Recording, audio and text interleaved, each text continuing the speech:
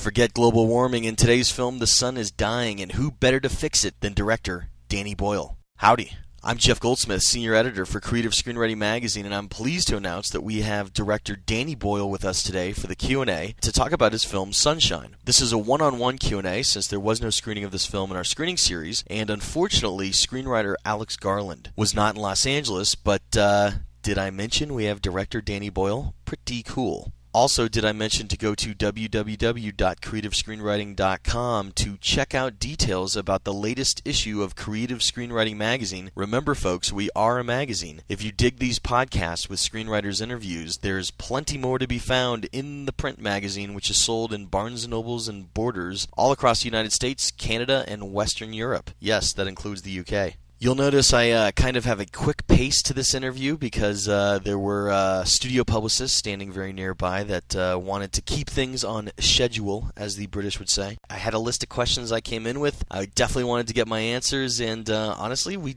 got them. Danny Boyle was great, so without further ado, let's jump right into the interview at the Four Seasons Hotel, where I sat down with director Danny Boyle to talk about his latest film, Sunshine. Oh! Our latest issue for your plane ride. Oh, cool! So there you have that. Oh, Harry Potter. Yeah, my son's seen it. He said it was quite good, actually. Oh, really? Yeah, he did. Yeah, Cool. He went to see it. They showed it in London last week or something. I didn't see it, but he said it was quite good. And what's he think of your film? Oh, he's very loyal. Oh, he's okay. very loyal. All right. Yeah. Obviously, we love to start with breaking in stories. To my knowledge, you broke in British TV with the 1987 TV show The Scout. Is that your directorial debut, or using a camera? Yes, it was actually. Yeah, it was a kind of. I was working in BBC Northern Ireland, and I made I made like 6, 7 kind of 60-minute dramas for television, Right. and the first one of those was Scout. Yeah, which was cool. Yeah. So talk about how that happened. I mean, it was obviously your directorial debut. So how hard was it for you as a director to get in there for the first time? Well, I'd worked with actors because I'd worked in theatre. I'd kind of established myself as a theatre director, but I always wanted to do film. But I couldn't get into the British film industry. It was just such a closed shop. You couldn't get anywhere near it. What was so hard about it back in those days? Just couldn't get anywhere near it. You just wrote off to people, and they just were, they never wrote back, and it just felt very, very closed off. So I'm very sympathetic to people when they try and get in. Right. But I got into television. I went to Belfast in Northern Ireland, and it was a pretty tough time there. There was a lot of trouble, and so people didn't. There was a vacancy at the BBC, a producer, and nobody applied for it. I know that because I was the only applicant. That's funny. Seriously, I was the only applicant, and I knew people in Northern Ireland, and I knew it wasn't like they said it was. And when I got there, I said, "Hey, listen, I'm not going to just produce the film. I'll produce the films. I'm going to direct them as well." And it was a separate job in the BBC then. They sort of said, didn't do that. And I said, but I'll just do it for one wage, and we'll make it, make the money go further by doing that. And I did it. And I approached a writer who I knew from the theatre, Frank McGuinness, to write, and a number of other writers to write screenplays. And the first one was Scout. And what I learned was that I think it's Orson Welles says it, that you can learn everything you need to know about a camera in an afternoon, and it's with a good cameraman. He'll teach you everything you need to know in an afternoon. There's no great science about it. It's not kind of some huge mystical skill.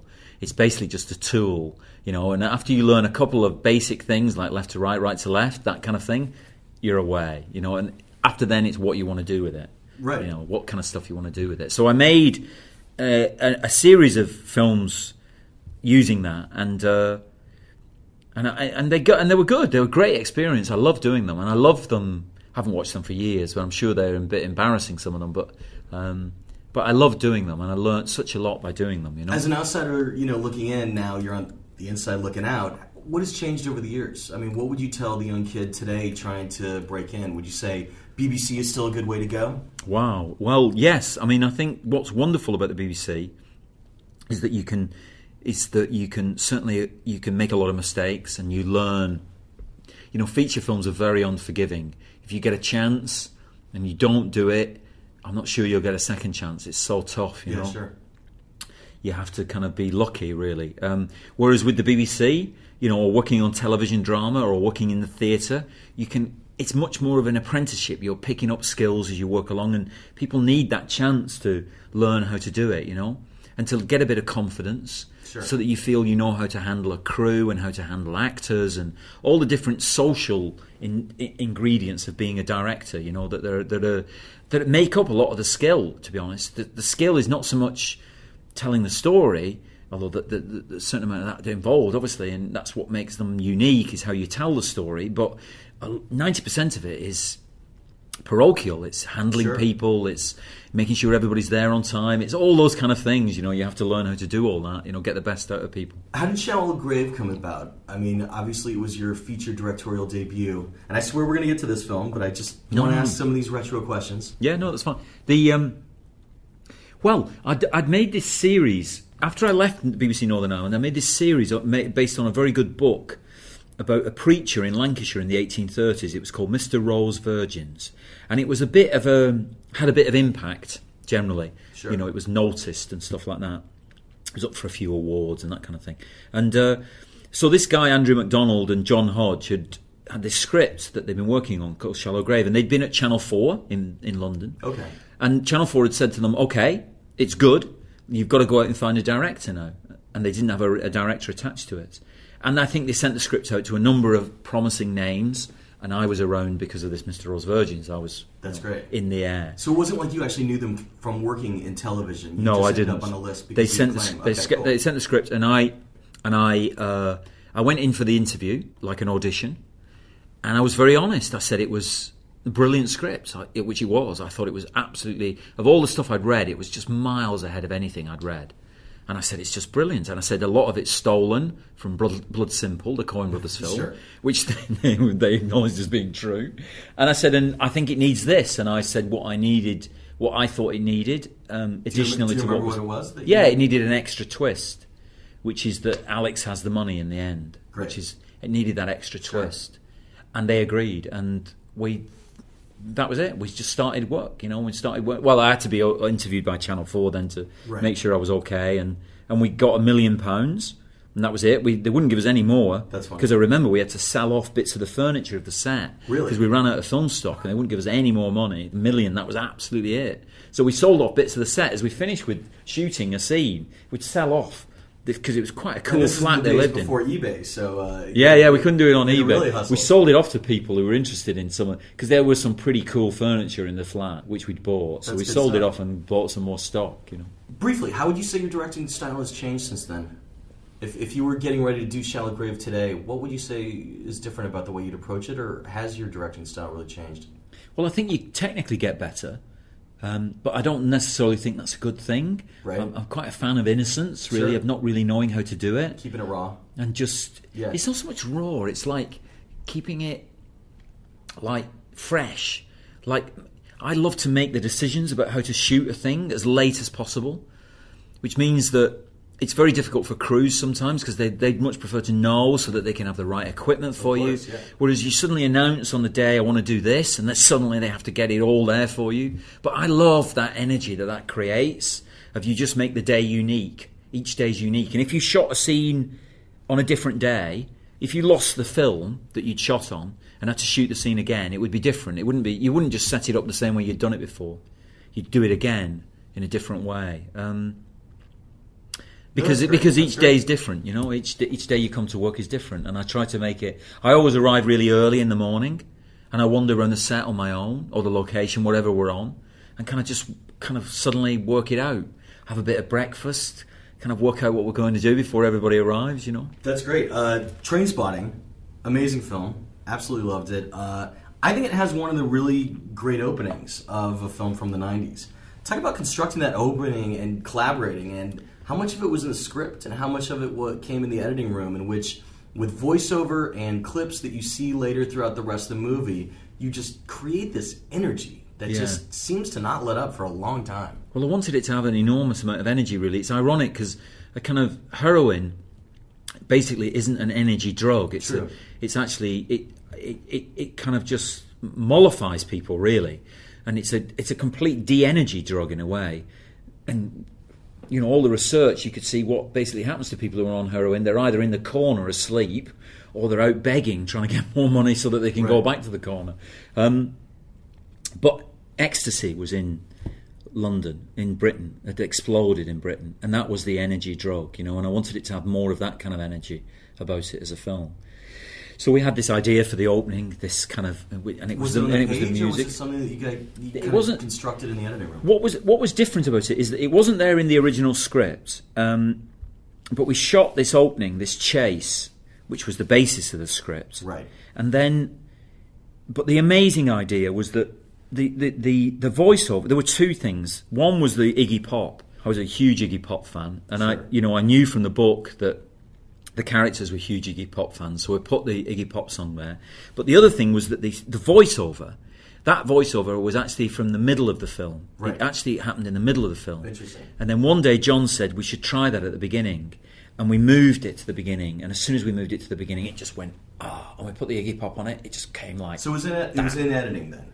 In effect, yeah. Okay. I mean, it was assembled in editing. It was slightly different, but this ingredient of shifting that voiceover changed everything. Absolutely changed everything. Yeah. But I mean, once again, the decision to shift it came in editing, not during production or pre-production or something like that. I think. Okay. I can't remember. Whatever. I think it's one of the great openings. Pretty sure it really sucks you in. It's perfect. Had to ask. Irvin Welsh wrote a sequel called Porno.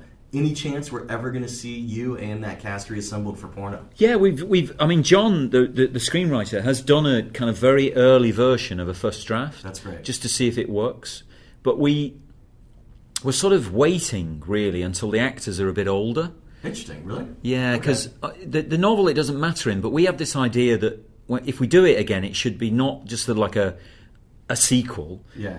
But it should be something to do with the fact that these guys who were in their 20s, they risked everything with their bodies. They were on the edge of a cliff the whole time, and you get away with it when you're in your 20s.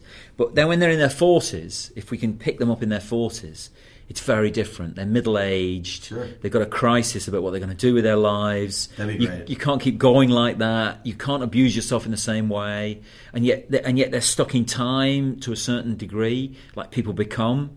They get stuck in a time warp, and they get stuck in a time place, like a location. And I thought that would be really rich. And that would be great. I mean, I love the book. I think it's great. So I hope you guys do it, because it would. The problem would be that they aren't old enough yet, and they do always look younger than they are, actors. Sure, that's true. But time will get them at some point, and we'll Great. be ready for them when it does. Great. You have a really distinct voice directorially. Have you ever considered screenwriting? I'm not a very good writer, really. I don't really. What I'm best at is reacting to writing. That's my skill, if I have one. It's like in the script stage, I like to inspire writers, and so I feel very creative about the scripts, but I don't actually write them myself. But I do influence them a lot, and but I don't. I'm very much a social creature in terms of work. I like working with people, banging ideas around together, and I'm not sure that the loneliness, that kind of white page thing of the writer, it suits me at all. It doesn't really suit me to work on my own like that. And maybe I could write. I think I probably could write something with someone, but I much prefer to let the writer have the credit rather than me try and take some of that credit, because you're going to get credit enough directing on film. So I keep it like that. When you read a script as a director, how do you break it down? When you first see it, are you able to really concentrate on the story, or do shots already start popping off in your head? No, I tend to concentrate on the story and the characters for as long as possible. And shots begin to ideas begin to emerge of how you're going to shoot it and things like that. But I try to keep a lid on that for as long as possible, because once you start opening that up too much, you can lose your perspective on the strengths of the script, of the narrative. Quick question about 28 Days Later. I'd heard there was an original ending that they were searching for a cure to the virus. And you guys were looking into, could such a blood virus be cured? Well, we had a number of ideas actually. On the DVD extras, there's a storyboarded ending which we did. Alex and I did, because we had this other idea that they come across this guy who theoretically has a cure to the virus, and and we were going to do that, and we were going to, at one point actually, we were going to do a blood transfusion. Right. A total blood transfusion. But then we remembered that they did that in Near Dark, It's a wonderful bit of Near Dark, actually, where they do great blood movie, transfusion. great Great movie, yeah. Really wonderful movie. So we abandoned that. We thought, no, you can't steal that. So, not that we don't steal stuff. We steal stuff all the time, but Absolutely. sometimes it's a bit too naked, you know. But yeah, you can see it. You can get it on the DVD Why'd extras. you shy away from it? How'd you know to get away from that ending that's on the DVD? It just didn't feel right, really, for the rhythm of the story. Okay.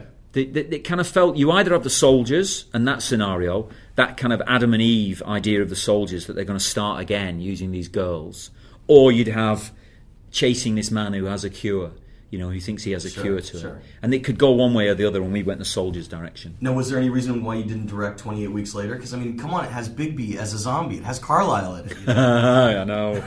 I know. He was fantastic. That was my idea, actually. I said they should get Bobby for it. So, but I was finishing Sunshine, and I didn't really want to do it, to be honest. I wanted to I sort of felt I'd done it, really, and I didn't know how much more I'd got to contribute to it. Having said that, when they were shooting, I did some second unit for them, which I really loved, actually. Second unit, right? Yeah, going out doing some That's second cool. unit was cool, yeah. In your career, you've worked so much with Alex Garland and John Hodge. What have you noticed the differences between those two writers, and what has brought you back to them time and again? Because you've collaborated, I think, most of your films with just those two guys. Yeah, although I work with this other guy now, Frank Cottrell Boyce, as well, who's wrote Millions, and we're working on a script together as well at the moment.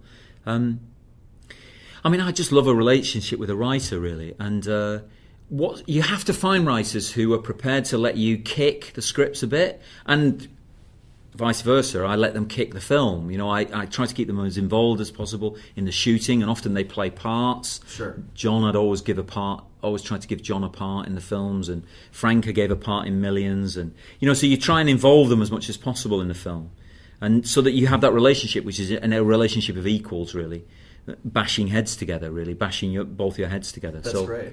So that's really important about it. They both write in a kind of brutal, simple way, which is so wonderful for film.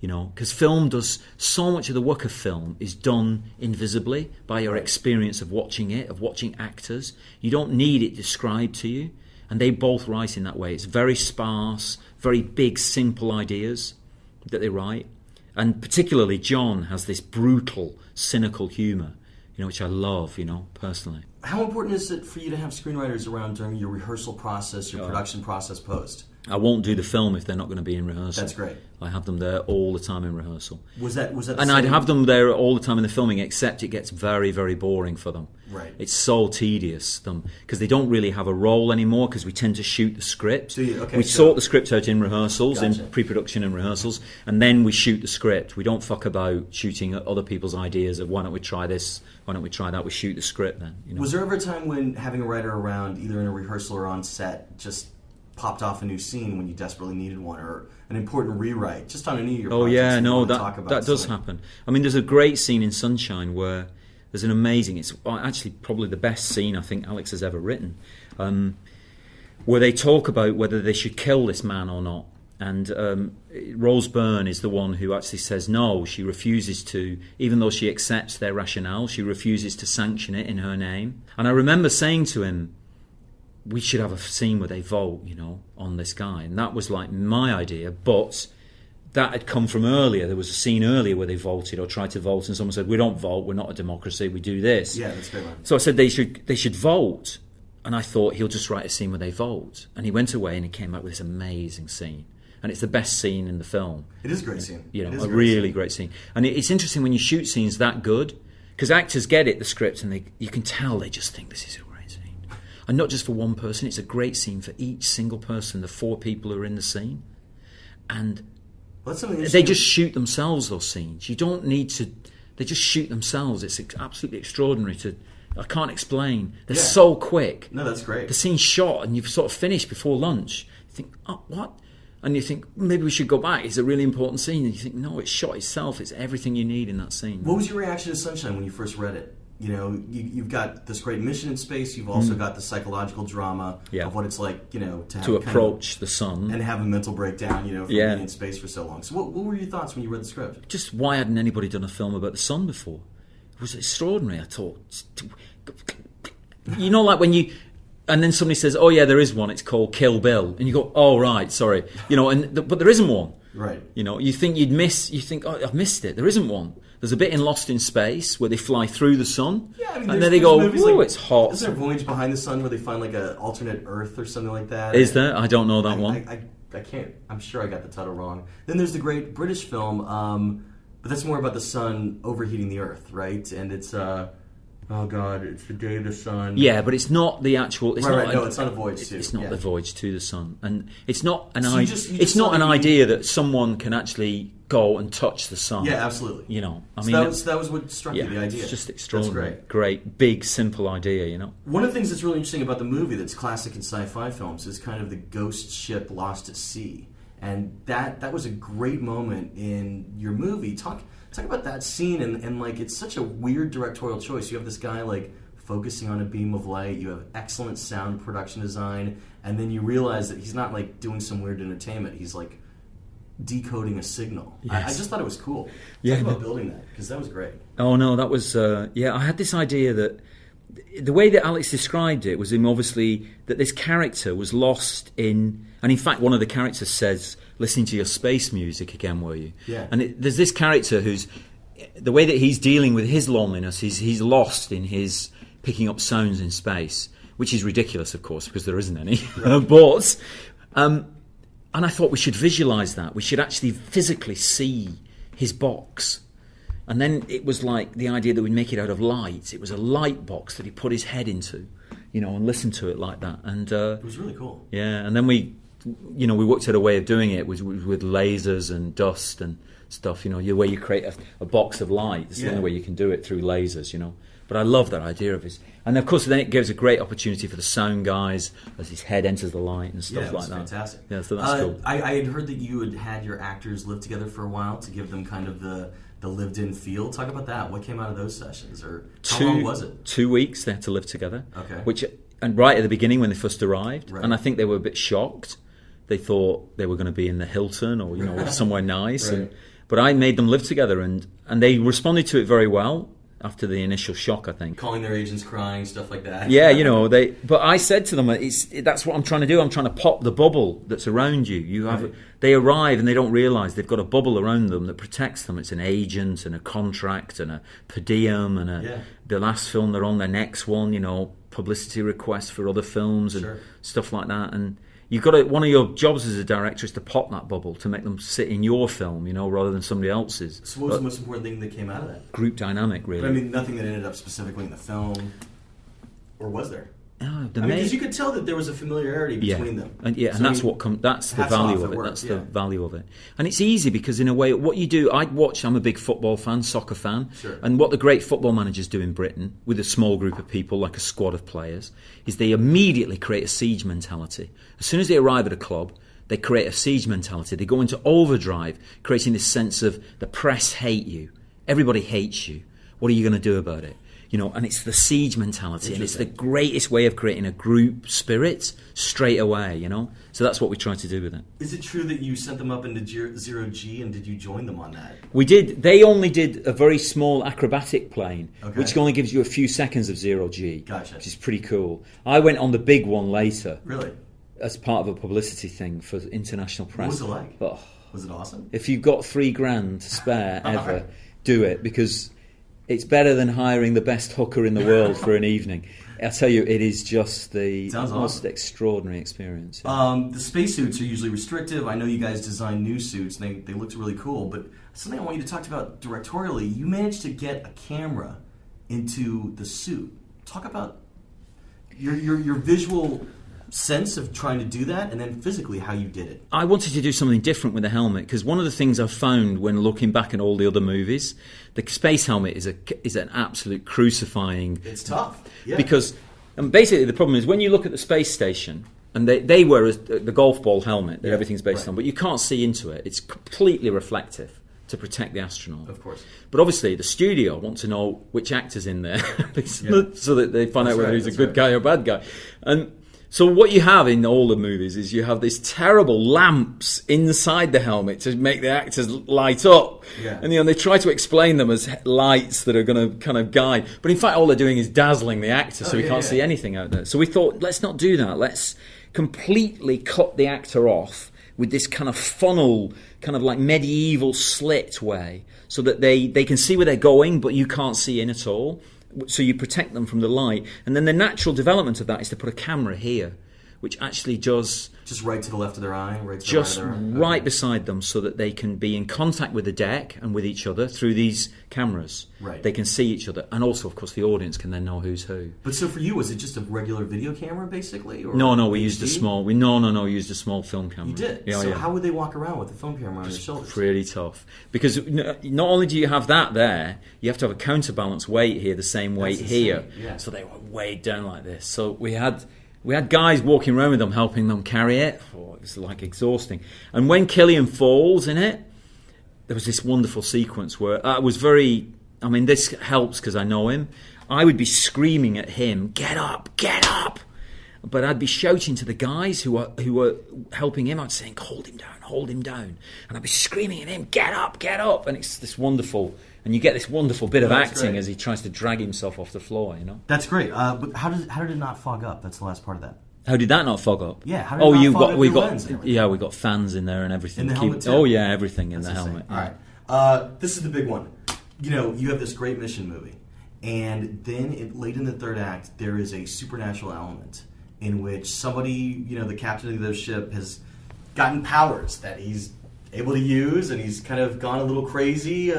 Talk about that, because I mean, could it have been just a mission movie without that? And your decision to put that in. I'm not saying there's anything wrong with it. I just want you to kind of explain where it is in your mind and what the rules of it are, most importantly. The rules, the basic rule we had was that this is the surface of the sun. Right. It's not a tea party anymore, you know? Sure. And that you've got to be extreme. So we had this idea of this character who had burnt himself. The captain had burned himself, who'd exposed himself to these staggering forces of energy from the sun for so long. Now that's unrealistic in general terms. You know, you're not going to survive that, really. But obviously it's a movie, and we said he does survive. Right. And not only does he survive, he remains a human, but unrecognisably so, almost in a way. And that, like when I look at you now, you're solid. Mm-hmm. But in fact, science tells me you're not, because the protons and neutrons and electrons that make you up are mostly empty space. Sure. Really. So we thought... Tons of empty space. Tons of empty space. So you thought, what about if you did expose yourself that much, suppose the energy had reorganised you. So it's kind of like a cosmic thing, going to the sun, all the particles in us come from the sun, that kind of thing? It's transformed him. And in the way that his mind has transformed as well into this disfiguring fundamentalism. He's, you know, because originally he's the captain of the first ship, and presumably a scientist, a committed scientist. Right. But he's transformed into this kind of Taliban figure now that distrusts all science, all all progress. Is he still human, or because he has powers? But that's like he has powers. He doesn't have superhuman powers. No? Okay. But the way he looks is a challenge to your sanity now, in the way that you think, fuck, is it possible for somebody to be alive like that? Talking about your visual style of that, because you did this really interesting look of having him kind of blurred. Yeah, well, that's a kind of... We did that live on the set. It's a 50-50 rig you do it through. And one camera, it looks through a mirror and gets a perfect image of him. And the other camera gets the same image, reversed. Interesting. But with a blurred lens in front of it. And it's always organic. You can never repeat a take because it's kind of like changes all the time. Sure. And the idea of it was that when Cillian looks at him, it's like if you now shape-shifted. If you shifted, you'd think, fuck, am I going mad? Or is this guy really real? But he speaks with a human voice still, you know, and his ideas are, you know, feasible, you know, what he believes. So that was the idea of it. What about the recap at the end of the movie? What was that? Oh, right, going in the credits. Oh, well, that's... I mean, it was interesting. I've just never seen it. No, but listen, they cost so much, those images, in financial terms and human cost. I wanted to make sure you saw them twice. That's great. Last question, what's next? I'm doing a film called Slumdog Millionaire next, which is set in the streets of Mumbai in India. That's great. The great maximum city. What's the plot? It's about a kid who... It's based on a true story, actually, of a slum kid who goes on the Hindi version of Who Wants to Be a Millionaire and wins it. And it's a very tough show there. It's much more difficult than here. Sure. So they thought he cheated and everything. But he went on to get in touch with this girl who he'd lost in the streets of Mumbai, in the chaos of Mumbai, because they're all slum kids. And he knows she watches this show wherever she is. So he figures if he goes on the show and lasts as long as possible, she'll get a chance to see him. That's great. Will you do sci-fi again, or Never. No, really? Ever. Really? Interesting. Not All right. space sci-fi. Directors only ever do one.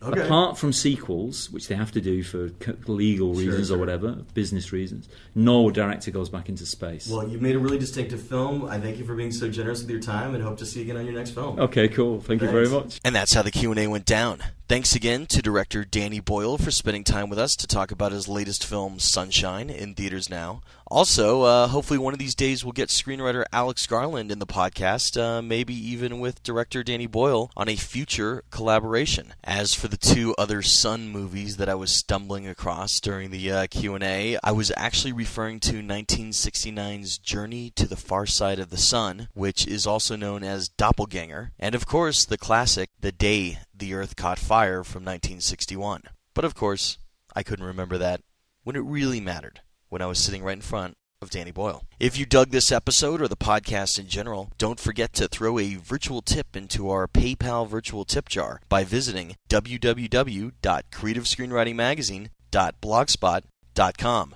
Your tips are greatly appreciated, and I'm getting ready to buy some more equipment and definitely some more hard drives. And very special thanks to all the fine folks who've put varied amounts in the tip jar lately. It's really helped out a lot because I just bought a new recorder so that my mixing board and the audience mic of the room, basically the backup device, will be in sync from now on, which is a good thing. If you're looking for other audio-video ramblings by yours truly, you could check out my blog at www.jeffgoldsmith.blogspot.com. Everybody has sent in a ton of great email lately. I am getting through it as fast as I can. Feel free to drop me a line anytime at yo.goldsmith@gmail.com. And please remember to vote for us in podcastalley.com to show the fine folks there that you dig our podcast. Also, of course, if you're an iTunes listener, please leave us feedback in iTunes, and hey, be as honest as you want. If you hate us, let us know. But hopefully you don't hate us. I'm Jeff Goldsmith, Senior Editor for Creative Screenwriting Magazine, thanking you again for tuning in and telling you to stay out of trouble.